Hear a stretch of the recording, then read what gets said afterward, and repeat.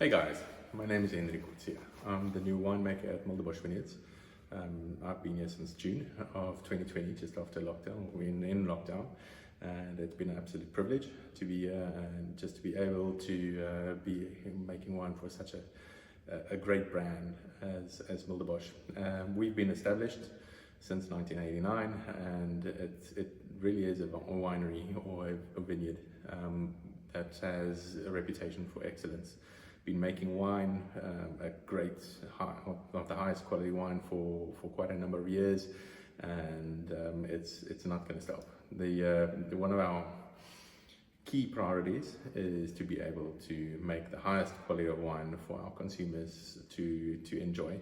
And if you can imagine, since 1989, just after South Africa, the wine industry was readmitted into the international fold, Mulderbosch was one of the first, and it sort of embodied everything that was positive about the wine industry at the time.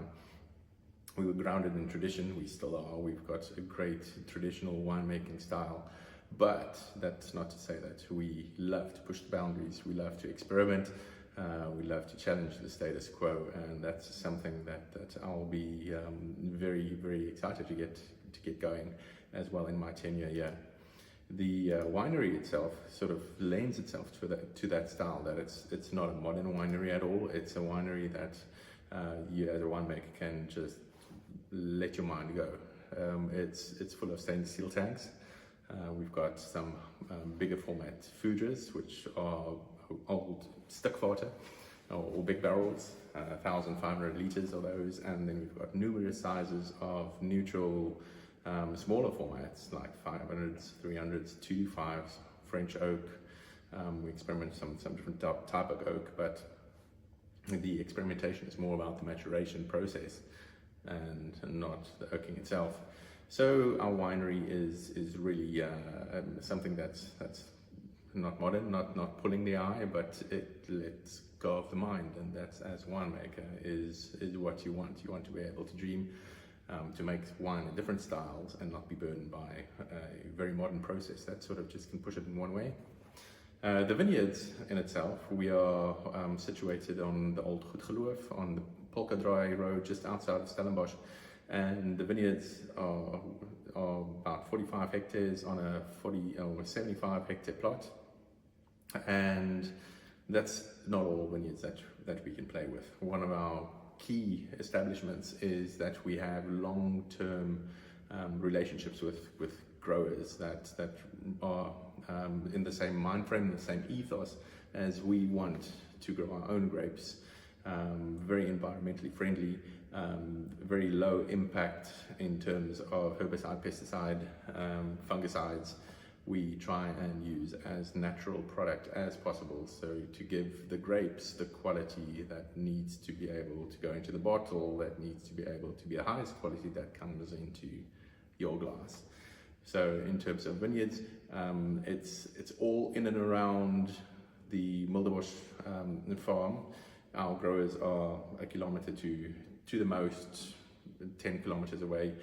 We've got sites on Bottleray Hills, we've got sites on the Polkadraai Hills, Stellenbosch Kloof, Helderberg, some on Stellenboschberg, and then those are for all the other labels which we'll talk about in a moment. But we've got one label that we have got a great blend of different sites that are a little bit more far-reaching, and that's the rosé, the Cabernet Sauvignon rosé. It's a wine of coastal origin, and our growers there are basically in the Swartland half and then Stellenbosch half. So the two absolute pinnacles of quality winemaking in the two regions as a fusion, the Swartland, Stellenbosch coming together, producing a beautiful rosé. The winemaking team is me and also a new recruit in Mornay Magier, ex-Lawrenceford, and I think we are going to make a brilliant team going forward. Our managing partner is Krianto Oosthuizen. He is part of a shareholding group of 5, and the rest of the partners all American. Mulderbosch belongs to a conglomerate or an investment firm called Third Leaf Partners, based in New York and offices in San Francisco. and it's a great privilege to be able to work with an international company that we know has our backs. So in terms of going forward, for me as a winemaker, the future is extremely bright, very, very optimistic, very positive about the quality that you can see in the bottle, not only already in the bottle, but also going forward, something that I'm really, really excited about. So yeah, on to some great tasting. We'll see you in a minute or two. Cheers.